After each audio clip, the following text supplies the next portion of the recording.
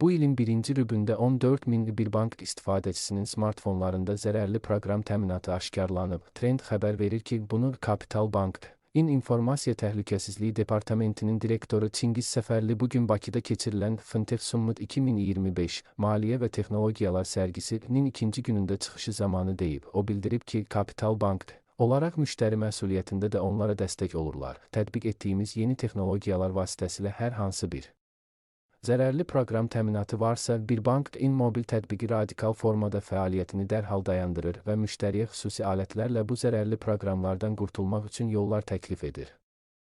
Beləliklə, biz 2025-ci ilin ilk rübündə 14 min müştəridə bu halı aşkarlamışıq. Həmin müştərilərimiz öz smartfonlarından zərərli proqram təminatını silə biliblər. Hazırda onlar normal qaydada bir bank tətbiqindən faydalana bilirlər. Bu halları əsasən Android cihazlarında müşahidə edirik.